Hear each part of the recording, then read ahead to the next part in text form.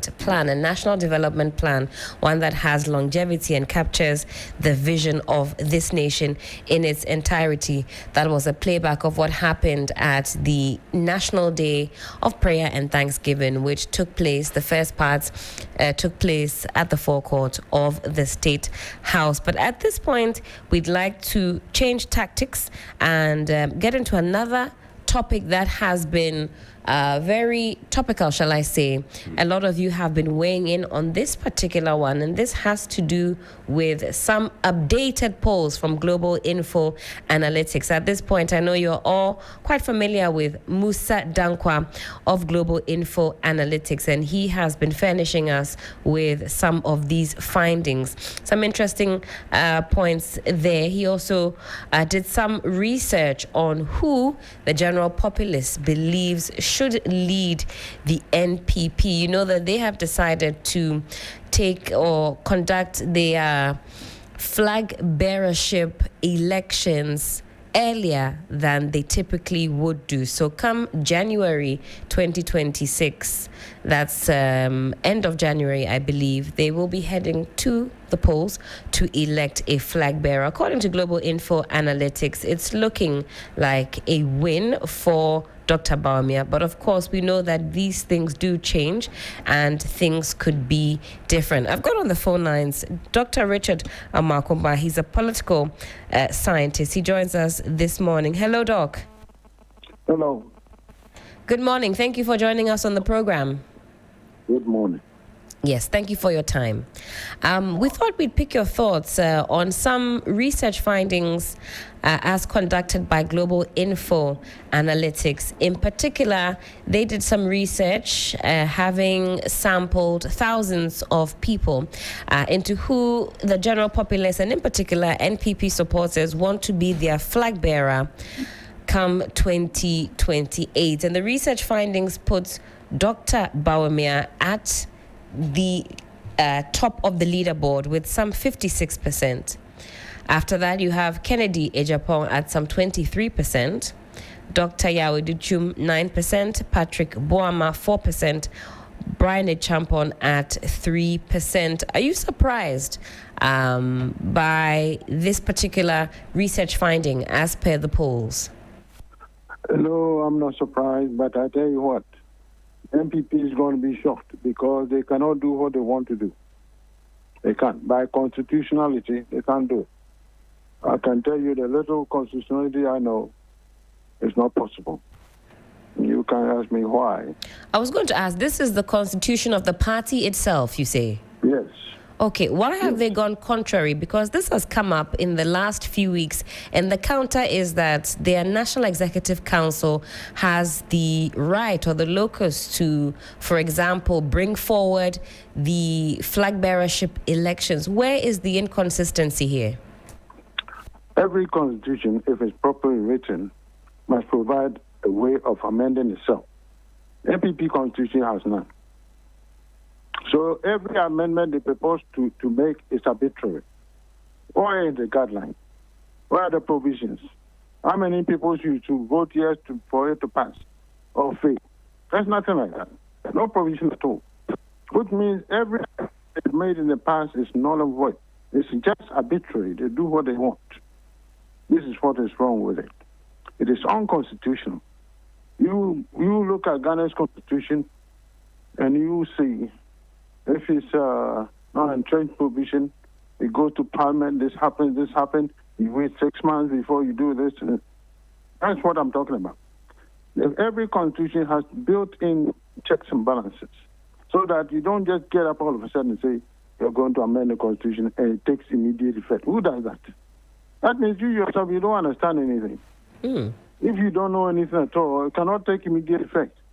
If the constitution amendment takes immediate effect, it means you don't have a constitution because as soon as you don't like it, you go and amend it and then you change it. That's how it is. No constitution like that. And if somebody takes them to court, and if they don't take precaution, I'm going to take them to court. You say you'll take the party to court? Of course, because the constitution itself of the party does not provide a way out how it should be done. So how have they been doing it? How? What they want? Nobody can answer the question. Until the party, Congress, is the National Congress that must come up with that provision and must be passed. And then if they want to direct NEC to do it, then they can do it. But there's nothing. So NEC itself cannot do it. Now, the argument has been, and because a lot of people have been asking, well, why push forward the flag bearership elections, especially when other elections are yet to take place? So for the executive positions, a lot of people are asking why this top to bottom approach as opposed to a bottom to top approach. The argument has been that if a flag bearer is elected, that will hopefully quell some of the disunity within the party, because then there will be a central leader or a figurehead who can steer the affairs. What do you make of that line of argument in particular? It is not true at all. It makes no sense. The party is a whole body. And we know what happens and who should be in charge and what happens and who should be here. We have a national chairman. That is the purpose of a national chairman, not a flag bearer. Flag bearer doesn't have any mandate to control the party, tell party officials what to do. And the chairman does. That is why he's elected. And if he's not there, there's the vice chairman. So that provision they are coming up with is just bogus. It's just a convenient way of entrenching themselves, of do what they want. It won't work. If they don't listen and try to patch this up, let them go ahead and we'll see what will happen. You go to court, you lose one hands down. I can tell you right away. They will lose hands down. It is not right. This is part of the corruption of the party. They think they can do whatever they want. They don't understand these things. You don't go and amend the constitution and immediately take effect. No. If you don't know anything, look at Ghana's constitution. Look at it, and you see the checks and balances. Constitution cannot be amended easily like that, or flexibly like that. Ghana's constitution and test process, you have to give notice. I think it's 6 months published, gazette, this, that, before you keep going, you know. But this one, they just get up and go and say, okay, all in favor, aye, that's it. And even that is not enshrined in the Constitution, how it should be voted. What passes the amendment? What passes it? Is it 2/3 majority? Is it simple majority? What is it? There's nothing. And so if they don't know anything, I'm telling them now, they can go ahead and keep talking crap about amending this and then they're going to do this. All of it is bogus. It won't work. So you say if they go ahead, if they bulldoze their way and in fact hold these elections as they want to do early next year, it could spell doom for the party. But let me bring you back to the polls that were conducted by Global Info Analytics. So they put Dr. Bawumia at 56% based on the individuals they spoke with. And behind Dr. Bawumia, you have Kennedy Agyapong with 23%. Are you surprised? And in fact, when you drill down into those numbers, it looks as though Kennedy Agyapong got more support from non-NPP members. In particular, NDC members were also questioned about who they think should lead the NPP party. And amongst non-NPP supporters, Kennedy Agyapong had a better showing. But within the party, only some 17% say that he should be the next flag bearer of the NPP. Are you surprised by that stat? Well, I love it because he's losing ground. If the opposition is supporters are saying you should be the flag bearer, you should be worried because they are not going to go to vote. They can say that in their thousands and it doesn't help people. That's right. Besides, if they support their own party, why would they want a formidable opponent for their party? So it goes without saying that they will support the one who they can beat easily. You see, all that aside, I come back to what I told you already. The whole thing is much ado about nothing. You know, Ghana here, we think if the majority decides something, they can do it. It's not everything that is decided by simple majority. And this is one of them. And they will find out very quickly. I'm telling you, right now they are talking to lawyers. They will be shocked to know that, yes, indeed, what I'm saying is true. It's a waste of time to engage in this purported election. Because you can't do it. You just can't do it. There is no provision in the Constitution how it should be amended. There is none. You understand? I look for it and look, then I call this, and they say it's not in there. All this time. And I do is a lawyer, before he's a lawyer, and you didn't see it all this time. And if you want someone to hold the party for now, it is the chairman. That's his job. That's how the party has been designed to be. Not what you want now. It is the chairman, and he has control over party executives and so forth. The Flopper doesn't. So you want to change things midstream, because that's what is convenient for you. That's what they're trying to do, Not so. The party has laid out the rules how to go forward, even though it's not good enough. You want to make it work by changing it in midstream. No, it won't work. They can't do it, and they simply can't do it. That's all I say. They can't do it. Quite interesting perspectives there. Of course, we'll be keeping a keen eye out on what happens next. I don't think you're the only individual that has mentioned or threatened court action. So I'm sure in due course, when better particulars emanate, we can delve into that. But finally, again, back to this poll. Given the fact that Bawumia is topping that leaderboard, do you think this should give the NDC some cause for concern? Should they be quaking in their boots? How do you assess his overall candidature going into 2028? I know it's quite early days yet, but because of the NPP's intention to speed up the process, that's why we're even having this conversation. Well, I don't think it's so threatening, because it's the opposition that is clamoring for him to come. He has come before and he was beaten. What do you think is going to be different now? The candidate, yes, I know. Mahama may not come again. He may come. I don't know who will come. So you should wait a bit to see. But I don't hold too much surprise as to Bawumia will come and what is going to happen. He's come before. We know what happened. The people who voted for Mahama are still there. That's right. The people who didn't vote for Bawumia before, they are still there. So it's going to be different. In some instances, it means just a small difference in the candidature. The rest is the same. All factors remain the same. So it's not very encouraging. Right. Instead of the MPP taking time, they want power. Instead of taking time to fix things, they want power quickly. Just do it quickly. You will fail again. I've warned them and warned them and warned them. They don't listen. Now I will take action myself. Let them go. Keep going. And I'll go to court. You see. And anybody who looks at it with any knowledge of law will know I'm right. Don't even challenge it. Stop it. You can't do this. This is constitutional law. No constitution is written the way it is. Without providing the way it can amend itself, you say you are going to amend it. How are you going to amend it? You tell me. Right. You're going to amend something that doesn't tell us how to amend it. How are you going to do it?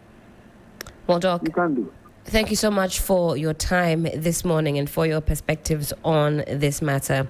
Do enjoy the rest of your day. That was Dr. Richard Amakumba. He's a political scientist weighing in on the latest poll results from Global Info Analytics. They're a research company often testing the pulse on topical issues happening in the country. But time check, it is 12 minutes to the top of the 9 a.m. and this is still 3FM Sunrise on 3FM 92.7. We'll switch gears once more, jump back onto the phone lines and speak with Mr. Samuel Inkuban, historian and archaeologist. Good morning to you, sir. Good morning to your listeners. Yes, hope you're doing well. The grace abounds. All right. Thank you. I'm managing stress. You're managing stress. That's good to hear. It's something that we all need to do so that we can stay healthy. Yes. Thank you so much for joining us again on the program. And I guess a belated Happy Republic Day to you. I suppose my first question has to do with what we saw yesterday, a revitalization, if you will, of 1st July. Officially, the holiday will be on a Friday, but what did you make of the optics yesterday, especially given that day of prayer and Thanksgiving? Well, thank you very much. I think 1st July is one of the critical days in the history of our country. To be a republic and to be a nation state borders on that declaration of republic status. And I think that 1st July is a critical day to observe. Of course, the National Day of Prayer and, if you were to add, Thanksgiving, I mean, is something that is not new, and it's not something that pertains only to Ghana in relation to the fact that it is now we are kind of officially declaring that. I'm aware that it's been something that happens in the United States it's been for centuries, because on various occasions they've had reason to call a day of prayer and thanksgiving. And also that I should think sometime around 1952 they crystallized it as something that happens on an annual basis. And so to begin with, I think it's a good start. We all believe in the supremacy of the Almighty, irrespective of religious orientation. And to have a day at which we observe this element of thanksgiving to our Creator for leading the nation in the direction we have come this far is a good start, in my view. Most certainly. Thank you for that. And coming back again to the significance of Republic Day, there's always that discourse, especially when Republic Day was, I don't want to say suspended. I believe it was still commemorative, but it wasn't set out as a public holiday. There are those that think that Republic Day should even take precedence over Independence Day because of the significance of being a fully sovereign state, 1st July 1960. How do you weigh up the two when this conversation, emerges? Well, I have maintained the view that both are important. Of course, independence, you have independence, but your status as a republic for me is of greater significance in comparison to the fact that you have gained a certain sense of self-governance. And to have canceled the Republic Day as a holiday for me was one of the things, if you asked my view, I would have said it was not a good thing to do. In private conversations, I have said that I think that it's even worth celebrating a Republic Day than celebrating Independence Day. And if I'm not wrong, I know that some of our African brothers have decided to do away with celebrating independence as a holiday, but rather using the resources from the celebration of independence for some specific developmental projects. And so on the basis of that, I believe that to be a nation state, republic, sovereign in that space gives me more liberty to feel better than just to say you have independence and yet you probably cannot claim a certain level of autonomy in relation to being a republic of your own. Now, from your perspective as a historian, to what extent would you say that Ghana has achieved the ideals set forth at the time that we became a republic? Well, quite a difficult question because we've gone through several political trajectories, including military interventions and so on and so forth. However, I should think that we've made very good progress in relation to major as well as basic developments in relation to infrastructure, in relation to human resource development and so on.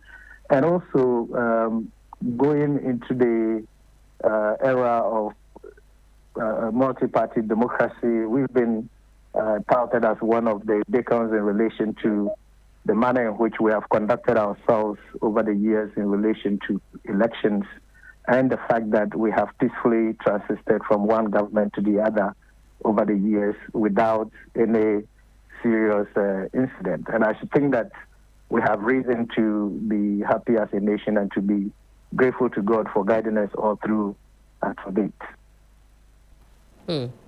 Now, another conversation that always rears its head around this time, whenever we celebrate independence, when we talk about Republic Day, it comes up. Historically and politically, how accurate is it to refer to Dr. Kwame Nkrumah as the sole founding father of Ghana versus recognizing a broader group of founding fathers and mothers who contributed to the nation's independence and identity?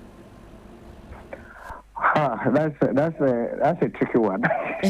I know it's quite a loaded one for a Wednesday morning because it sometimes seems like it's such a sensitive topic. If you remove the S, if you add the S, you could find yourself, wanting. But from your perspective, how do we even tackle that conversation? You say father, somebody says fathers. You say fathers, somebody says no, father.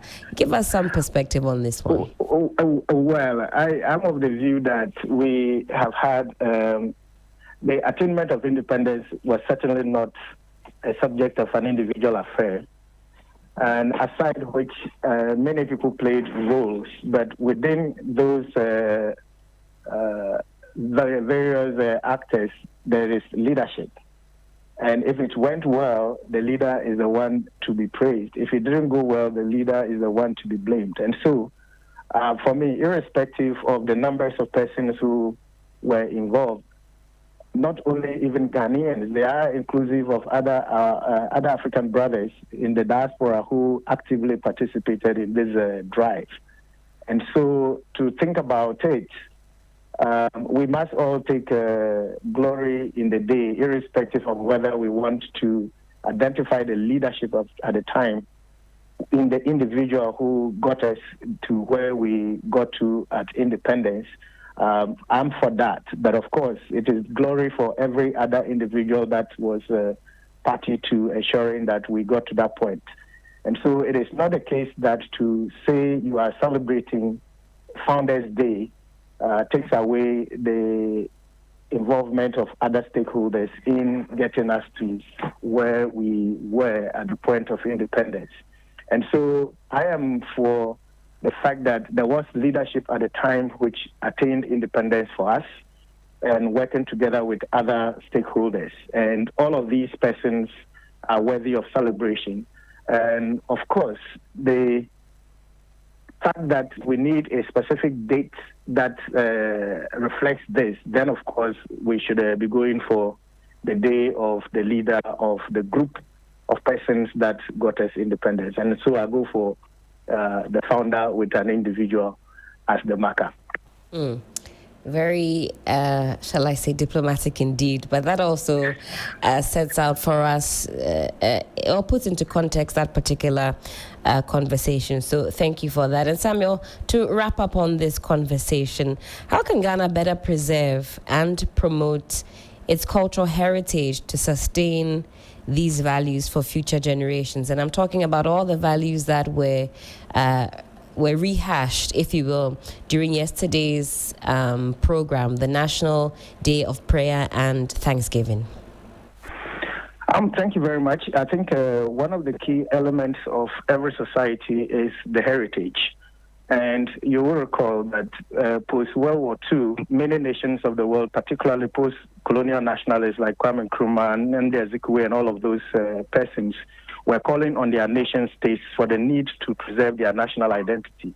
Should you become independent, what is your identity as a nation? And historian Cicero has always maintained that to be ignorant of the past is to forever remain a child. And so we need the history, we need the heritage resources, we need to know where we were, where we started from, what developments we achieved, what mistakes we made, and that inures to the benefit of going forward. And so for me, to talk about the relevance of heritage, it is not just for purposes of recounting history, it is also for purposes of our current development needs. And there are several instances where heritage has become a key element in tourism, for example, that inures to the benefit of states. And we, as a country, I think that we have not taken our heritage as a nation as critically as we should be doing, particularly in relation to looking at the contemporary needs and uses of heritage for purposes of development. Aside the recognition that we need to know our history, we need to know our past, we need to know the trajectories we've come through, and also what mistakes we made and how we can correct them going into the future. So certainly, and I think for yesterday, I've heard comments on the side of our traditional authorities, particularly the indigenous African religious believers or practitioners, saying they were left out. And I think that it's a beginning. We need to reconsider some of those things. We believe in the same God. And I've had instances of observing that for such events, you may set aside a Friday for the Muslims to do so. And then, of course, the Christians will have a day to do so. And I should think that if it's a national gathering, there's nothing wrong with a pastor praying, an imam praying, and then a traditional authority or a traditional religious person calling on our ancestors. And I don't see anything wrong with the fact that we will pour libation and say, Mr. So-and-so was an ancestor, pray for me. After all, in the church it happens. We go and say, Saint so-and-so, pray for me in the church. And these are ancestors of the church. And I think that it should be possible to network and have all of these entities together in the interest of unity, the interest of not seeking to project one above the other or to suggest that some people were excluded from the process. And that is what I think. Certainly. Thank you so much for your time this morning and also for sharing your perspective on the issues. Again, Samuel Inkuban is a historian and also an archaeologist weighing in on yesterday's Day of Prayer and Thanksgiving, as well as the significance of Republic Day. But time check, it is exactly 1 minute past the hour of 9. This is still 3FM Sunrise on 3FM 92.7. The best in the morning is on 92.7.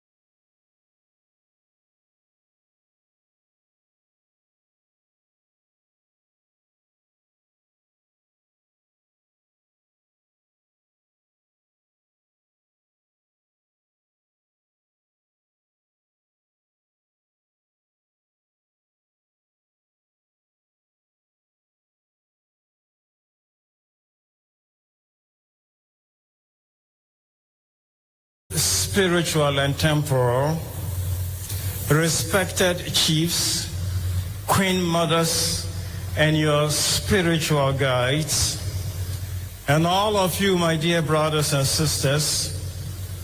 I bring you peace and praise to the name of the Lord.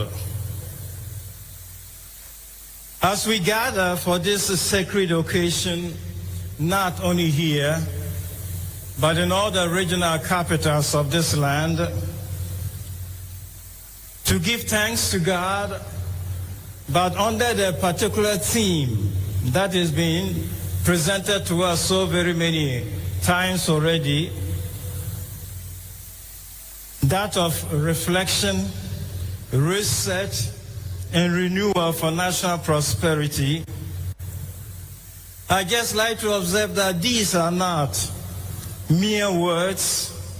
They are rather, and again, as has been observed by various religious speakers before me, these are also a call to moral clarity, national courage, and spiritual awakening for fashioning a Ghana of opportunities for an inclusive well-being of its children. To reflect is to see clearly both our blessings and at the same time our blind spots. To reset is to turn away from these blind spots 3FM 92.7 Urban Lifestyle Radio Station, and the very many evils that again have been talked about here. And to renew is to recommit ourselves individually and collectively to the common good. For prosperity in this light is not simply the accumulation of wealth, but the flourishing of all children of this land.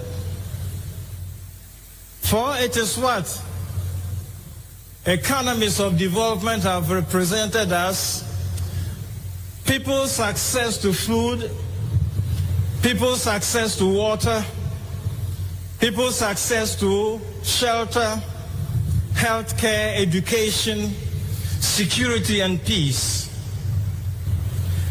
And so, with this, then let this gathering of ours mark not only a moment of gathering to give thanks and gratitude to God, but also a turning point in our own shared journey towards a more just, compassionate, and a unified country.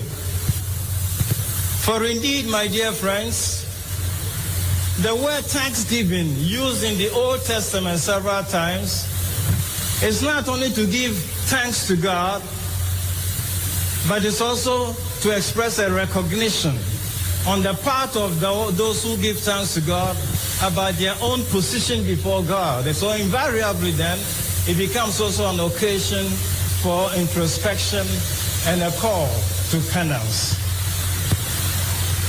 And in this regard, invited here in our gathering to give thanks to God, to reflect, to reset, and to renew how we can all help make Ghana prosper and make children of this land live in integral well-being.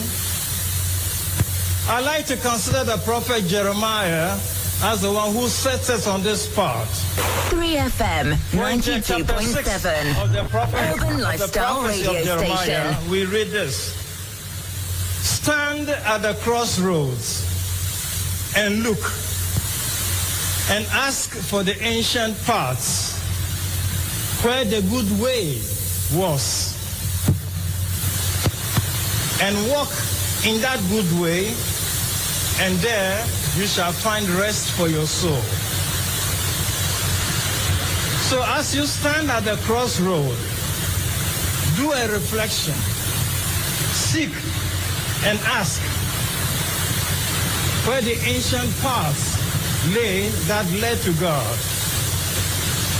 In those paths walk, and then you will find peace for your souls.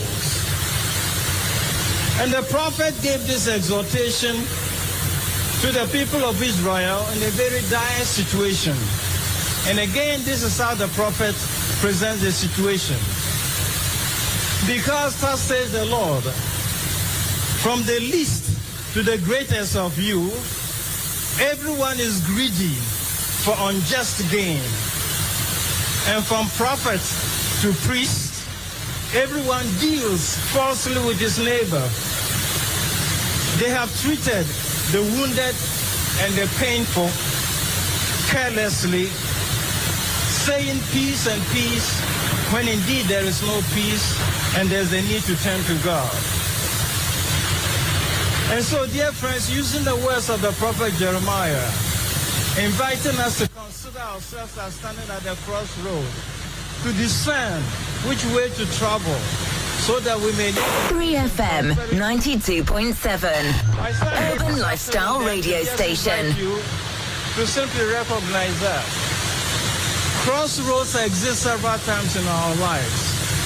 It is when a single path of travel becomes multiple and becomes many. 3FM 92.7, Urban Lifestyle Radio Station. 3FM Sunrise.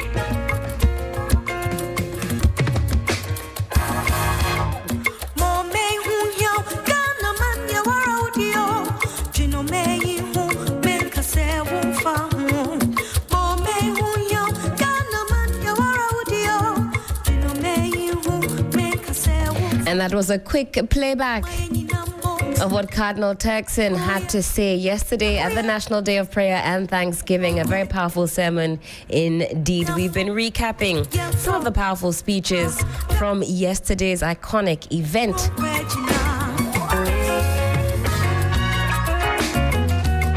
But we get back onto the phone lines right about now. Musa Dankwa is the Executive Director and Head of Global Research at Global Info Analytics. He joins us this morning. We've already been dissecting some of his latest poll findings, but we can, of course, hear the details from the horse's own mouth. Mr. Dankwa, hello, good morning. Hello, good morning. Hope you're doing well. Doing great, thank you. Thank you so much for joining us on the program. We've had cause this morning to take a look at some of the findings from your latest polls.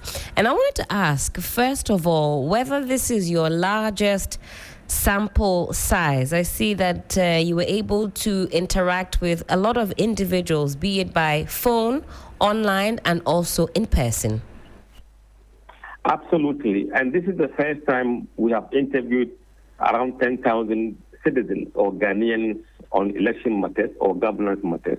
And also the first time we have combined three modes of survey: online survey, telephone survey, and in-person face-to-face. This is the first time. And this will be our approach going forward. This approach is preferred because there are certain demography of voters, you will not meet them in person to interview them. So you get them online. And there are those that are more open to you when you call them over a telephone. And then there are those who would like to be spoken to in the field. This will be our mode of service going forward. All right. Now, for these three different modes, online, telephone, and face-to-face, I see that the margin of error is quite limited when you come to face-to-face. So that's some... plus or minus 1.42%. With telephone, you've got plus or minus some 3.31%. And with online, plus or minus some 3.82%. What accounts for this? But, I mean, if you do online poll with the sample that we have, relative to the 18.5 million voters, it means that you have a higher margin of error over the online survey. When you deploy the survey over the telephone, where you engage 1,500 people relative to the population of 18.5, the margin of error is still higher, but it's lower than that of the online. And the more people you deploy in the field, for example, deploying 7,944 in the field face-to-face, as compared to a population of 18.8 voters, then the margin of error gets smaller. That's the difference between what you are seeing. All right. That makes a lot of sense. Okay, so I'm in the report now, and I'm just picking some key highlights that we can discuss. I'm starting off with the direction of the country. That was quite interesting to see, and you juxtapose that against the findings in April. In April, you had 62% of respondents saying that the country is headed in the right direction. Come June, it's gone up to 70%. Wrong direction. As of April, there were 26% of the respondents saying we're going in the wrong direction. Fast forward to June 2025, that number is 20%. And those having no opinion, that's also decreased in June 2025. Now, as part of the research and polling that you did you inquire further as to why respondents thought that the country was headed in the right direction? And if not, what are some of the reasons that you deduce account for this number? Thank you for asking this question. When it comes to opinion poll, we don't ask the question why. It is for somebody else to go and pay someone money to go and do that research for them. Right. But we have a way of understanding why this number is like that. Right. For example, if you look at the period between March and April. This is the period in which the cedi gained its strength against the dollar. This is the period that we saw a reduction in the price of petroleum products. This is the time we saw with some price of goods and services reduced. This is the time we saw prices of, or maybe cost of transport fares coming down a bit. So these are all that feeds into the people's sentiment about where the country is headed. Now, there are other factors also in the report that point to the same thing. For example, if you look at people's assessment of the Mahamat's performance on the economy, it's about 74%. So these are the things that lend credence to what they are telling us when they say that Ghana is now headed in the right direction. Okay, that certainly makes a lot of sense. Also looking at, shall I say, the president's approval rating, or at least the ratings on how he is performing in government, you broke that down by region. I feel as though there's one particular region that is a seeming outlier, and that's the Ashanti region. What do the figures look like in that regard? Even in Ashanti region, even though it's supposed to be an outlier, in the case of approval of the direction of the country, about 47% said also in the wrong direction and 40% right direction. So the gap is even much closer in Ashanti region.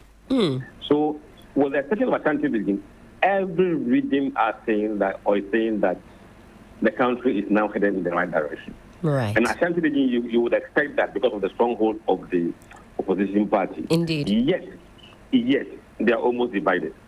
But even given that particular stat, should the NPP be worried about that? Would they have expected that approval rating to be lower, or is that, would you say, consistent with the general sentiment? I'm not sure if this is one that you had conducted with the same metrics in April, for example. You know, when you are in the position, you want your stronghold to back you at all times. Now, when your stronghold appears to go on different direction compared to what the party is saying, that could be worrying. If you hear MPP communicators and what they say, it tends to be at variance with what Ashanti people are saying. So it tells you that probably something is not right. There's the mismatch between what the party is saying and what the people are saying on the ground. Especially if you look at the approval of the president. Ashanti region approved the president. The performance of Mahama in Ashanti region is higher than those who disapprove him. And that's not what you want your stronghold to be saying. That's something certainly for the New Patriotic Party to ruminate on. Yes. And then, of course, we've got approval of the government's performance, and we see some upward trajectory, at least for those who say it's very good or good, an increase there since April. Also, interestingly, standard of living. So between April and June, I think, Mr. Dankwa, it's safe to say that the city's strong showing possibly has an effect on these numbers. So that in April, we saw 51% of respondents saying that their standard of living had improved. But come June 2025, it's almost 60%. Yes, it reflects the realities on the ground. Because in between the April and June pool, we saw what was happening on the fuel market. We saw what was happening on the currency market. We saw even what was happening in our traditional market in the price of certain foods. Not everything has gone down, but certain items like rice, oil, and those kind of things have gone down. And those tend to make people believe that they can now afford and eat better, and that matter, their standard of living is improving. Now, when we went further to ask them whether they are hopeful or they are optimistic that it will continue to improve in the future, that number too has seen a big number going up from 66% who say yes, they believe that their standard of living will improve, now to 72%. Those who are saying that it will get worse or no, it will get worse, has dropped from 20 to 16%. So people are very optimistic about the future, and that is feeding into the way the polling numbers are looking at this stage. Now, another line item that we're very grateful that you were able to conduct this poll on revolves around the petroleum tax, that 1 Ghana cedi per litre of fuel. And you were able to find out what the masses make of this. So the question was, do you support the increase in petroleum tax to deal with the energy crisis? 55% of respondents agreed, they support it.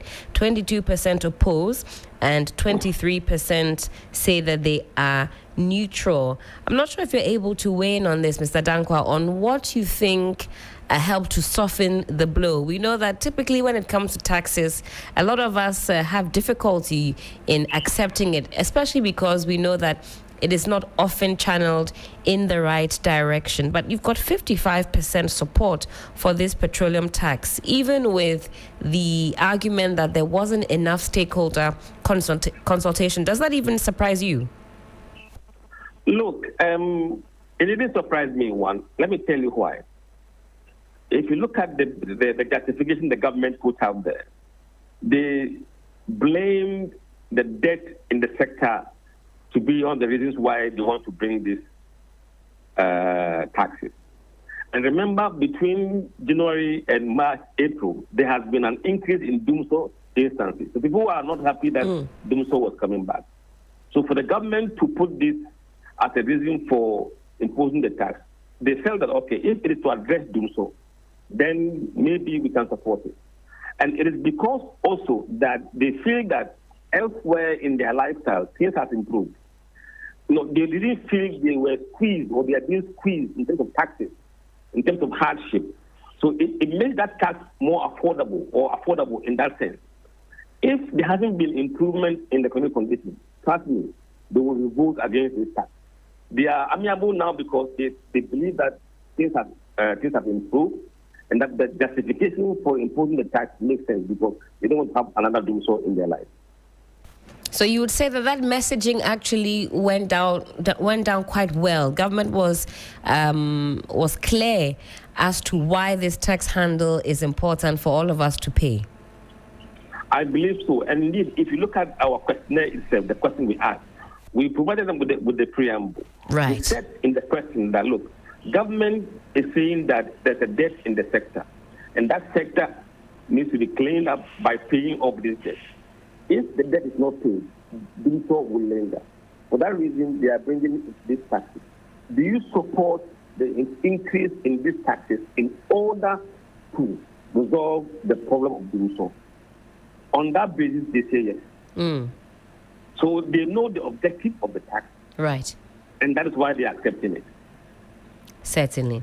All right. Now, moving on, there's also a breakdown. There's the President Mahama scorecard. It's on stabilizing the city, managing the economy, arrest, prosecution, and retrieval of stolen monies. That comes under oral. Stabilizing prices of goods and services, stabilizing prices of utilities such as water and electricity, fighting galamsey, resolving doomsaw, and creating jobs. The lowest score there was on creating jobs, some 5.6 points out of 10. But of course, for those of you listening, you can get a hold of that full report and also follow Global Info Analytics on the socials to get some more insights into what those numbers look like. Mr. Danko, I want to fast forward now to the issue of flag bearers. And we'll start with the New Patriotic Party. These numbers also, I'm sure, have got a lot of tongues wagging. The NPP, they've decided to head to the polls a little earlier than they typically would do. So come January next year, we expect that they'll be holding their flag bearer elections. So it's become very topical indeed. We see some new players throwing their hat into the ring. Let's interrogate the numbers as put out by Global Info Analytics. You've got some 56%. That's from overall voters, shall I say, Mr. Dankwa. That's both NDC and NPP, am I right? Yes, and other floating voters. And other floating voters. Yes. All right. And they put Dr. Bawumia at 56%. And this is, again, as a preference for NPP leadership in 2028. Following after Dr. Bawumia, you've got Kennedy Ejapong, 23%, Dr. Yao Educhum, 9%, Honorable Patrick Boama, 4%, and also Brian Echampon there at 3%. You've got 5% representing others. And we've been quite curious about these numbers, especially as far as Brian Echampon is concerned. I thought those figures could potentially be higher. Is this because the questions were asked before he officially made it known that he wants to be part of this flag bearership race? No, I think they were asked during the time that he announced his candidature. Okay.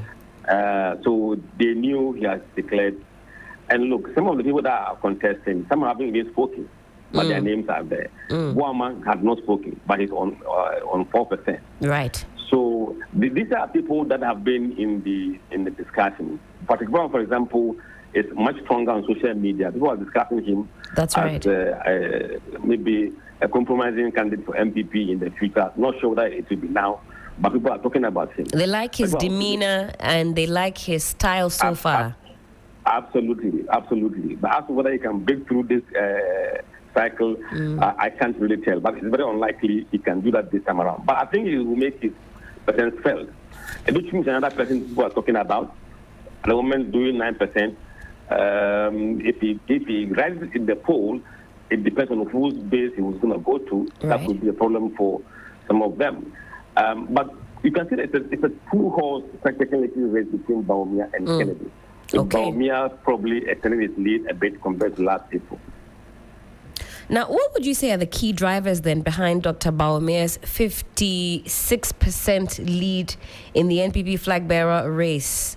What is accounting for this? And then to add on to that cross-party appeal with a number of NDC members saying he should represent the party. I mean, I've been trying to wrap my head around it. Mr. Dankwa, give us the context. All right. Look, among MPP, Bawumia is very popular.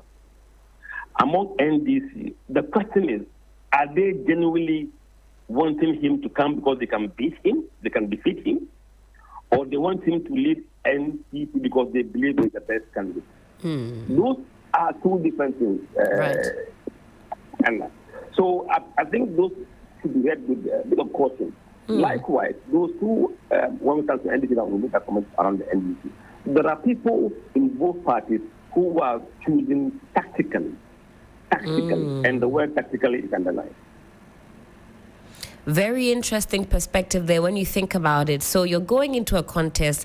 Are you going to endorse a candidate that you think you can beat, or are you going to endorse a candidate that you think has that overall appeal? So that's interesting to also put that into context. Am I right in thinking in that direction? Absolutely. Okay. There are examples elsewhere where open primaries are allowed. For example, Democrats will go and queue to vote for another candidate of the GOP, knowing that he's the weakest one. But they want him to be elected so they can beat that person. Right. Those people are still there. They are here too. Interesting, very interesting perspectives there. If you look at it on the face of it, you could be deceived, but we are interrogating, going behind the numbers, if you will, this morning. Time check. It is some 28 minutes past the hour of 9. If you're still locked in, this is still 3FM Sunrise on 3FM 92.7. We're still speaking with Musa Dankwa. He's the Executive Director and Head of Global Research at Global Info Analytics. We're analyzing the findings from his latest national tracking polls. And, of course, always doing some wonderful work in that regard. Let's talk about Kennedy Agyapong, 23%. I think for, outside watchers, this doesn't seem to tally with the sort of popularity that we see from Kennedy Agyapong. And when it comes to his own party, the approval ratings are even lower than those externally. Would you say it's still a game of tactic? What is the reason why he's only on 23%? We thought it would be more neck and neck with Dr. Bawumia. That is a very interesting question. If you look at the current block of MPP voters, people who voted for Bawumia in the last election, he is still very strong among them. Now, I think they have come to the conclusion that, as they've been told, that it is better to bring Bawumia because a known face that you don't need to market again. You need someone to market him again. So that is playing on the minds of many people. Now, on the other hand, if you look at the voters of MPP who did not vote in the last election, among those groups, it is Bawumia 41, Kennedy 40. It tells you that there are people outside the traditional people who voted who don't believe that he is still the ideal candidate and that Kennedy may be the better person. So time will tell, but it appears that there are some sections of the MPP who is united behind Bawumia. Another section, they are divided between Bawumia and Kennedy Agyapong. I'm not also sure, Anna, and I'd like to find out during your research whether you were able to glean any particular sentiment, either in either direction when it comes to the NPP's decision to hold this flag bearership election early, so that they're seeking to do this at the top of the year next year. Did that have anything to do with the numbers? Is that something that you were able to explore in this particular polls? No, we did not explore on those issues. We didn't ask voters whether they have a view on that. No. Okay. I'd like us to move then to the NDC. It also interrogates some of the numbers there. The voters' preference for NDC leadership in 2028. Now, at least on the part of the NDC, there's been no talk about who leads the party in 2028. That's a premature conversation for them. They're focused on governance, at least from now up until it's absolutely necessary for them to also bring forth a candidate. Of course, John Dramani Mahama will not be able to enter the ring once more, but some interesting names popping up. You've got Haruna Idrisu, 27%. You've got Esiedun Ketia, 26%. Dr. Kasiel Atoforsen, 22%. Julius Deborah, I'm thinking some of you might be wondering, really? 11%. Honorable Okujeto Ablakwa, 8%. I thought maybe he could be showing up higher, but we'll find out why. And then also 4% Zaneto Rawlings, 3% others. Mr. Dankwa, talk to us about these figures and what stood out to you as you conducted the polls on the NDC flag bearer front. All right. You see, they are pretending that nothing is happening in public. But things are happening because we know that things are happening. Yes, you have to focus in governance. And for that matter, the president himself is focused. And whoever wants to contest in NDC that is in government can't have a divided attention. He must focus on his job. So for them to win, they must prove that they have done their job well. So you can't take your eye off the ball and go and be campaigning. But people will still continue to discuss you, depending upon how you perform and how they perceive you. So that discussion is ongoing privately. But among the public, it's no longer private. And remember, we are polling the public. We're not polling the politicians. So we will bring to them what people are telling us. Now, what you see is that the NDC race appears to be a three-horse race for now, so far. In the last poll, there was Nana Opoku in the mix. Right. With 25%. As a pollsters, we decided to drop her from the list because of what we believe internally, that her health issues, scares, and the age by the time we go to the polls, will not favor her. So we on our own dropped her, and we dropped her to see what the movement in the numbers would do, to see where her voters would naturally gravitate towards. Right. We'll see who benefits from that drop. And from what we did, we've seen that Asidun Ketia has doubled his numbers from 13% to 26%. Haruna Iddrisu has picked up by maybe about 2% from where he was last time. And Atiku has gone up by nearly 5% or thereabouts. Julius Debra has gone up by 3%. I think it was 8 before. It's now on 11%. Ablakwa has dropped from 14% to around 8%, and so was Senator from 8 to 4%. So we have seen realignment of the numbers based on withdrawing the Nana from the list. And I'm sure that, in fact, as the weeks and months progress, we could see a further shift. We know that polls are quite dynamic and views are always changing. Events are always occurring. Absolutely. I think when somebody says, me, I'm not going, I'm not interested, then their supporters will find new friends to go and support. So if at some point in time we hear officially from anybody that I'm not contesting, then the people who follow them will realign. But for now, until that happens, we will continue doing so. But what we're going to do in the future is that anybody who does not get 5% mark will not put his name openly in the report. We want to use 5% benchmark. Say that, look, if you're not getting 5%, we will drop you from the competition. So that for the next round of polls, for example, Zanetta Rawlings, if she doesn't perform better than that 4%, she wouldn't be featured in that final result. Absolutely. Okay. Now, again, you're talking about with opinion polls, you don't drill further and ask questions. So that's exactly what also happened in this regard, right? There was no further questions as to why they would pick this individual over this other individual and all of that. You know, if we do that, then we don't get a chance to do other work. Okay. You do everything for this guy for free of charge. Meanwhile, it costs you money. So those who want to find out why, they will come for private conversation and we'll go back and find out why. But in the one we see with the public, we won't spend our time to ask that question why. Right. So I'm curious then, Mr. Dankwa, do you now, especially following election 2024, have a lot of political actors commissioning research and wanting to find out, their fortunes, wanting to find out what they should be readjusting and so on and so forth?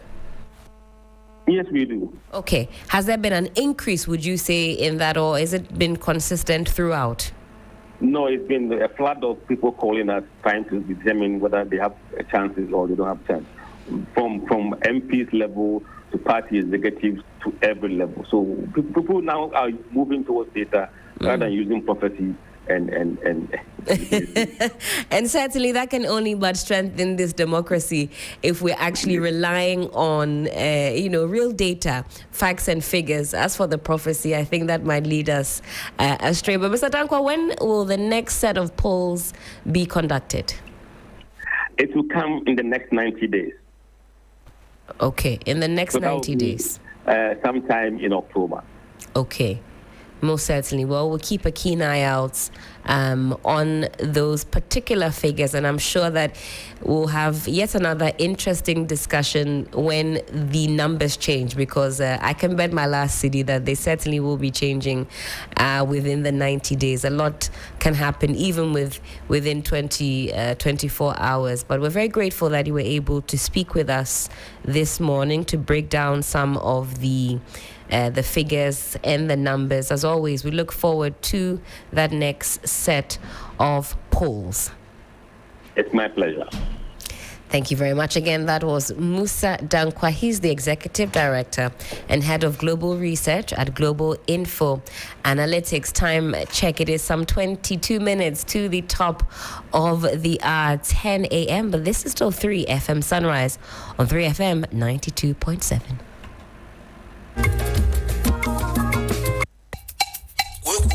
The best in the morning is on 92.7. Sunrise on 3FM.